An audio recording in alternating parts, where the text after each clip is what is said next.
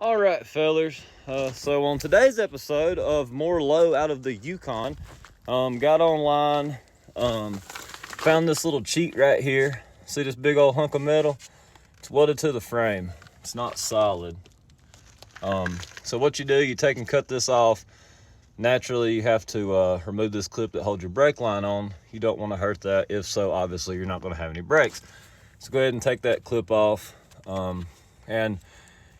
I imagine you'll probably have to zip tie that brake line somewhere. After the fact, we'll find out. But if not, I'll drill me a little hole in the frame and I will put that clip right back in. That's probably what I'm going to do, keep it real professional.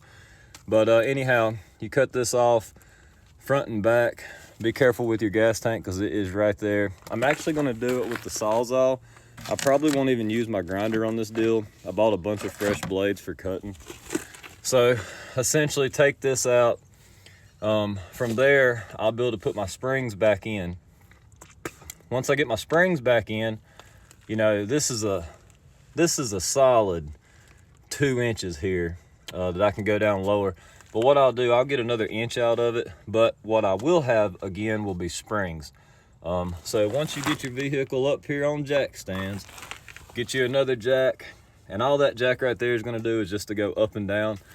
That way I can figure out how much I need to cut off my springs once I throw them back in here. I know the stock springs put me at about this far off of the bumper, or this far off of the fender, the body. So I think I'm going to take another inch out, and that should put my wheel right here, kind of matching the front, tucked in just a hair. So like I say, what we're going to do today, we're going to take and cut this piece off. No more bump stop bracket. I will take my grinder, of course, and clean it all up in the end, but should be pretty simple. Doesn't mess with the frame at all. You technically don't even touch the frame. All this is a bracket that holds the bump stops on.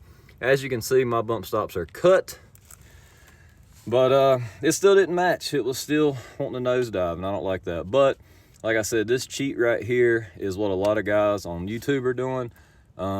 And a lot of guys, man, that are like professionals are doing this right now. So I'm just going to take their word for it. I'm going to whack this off.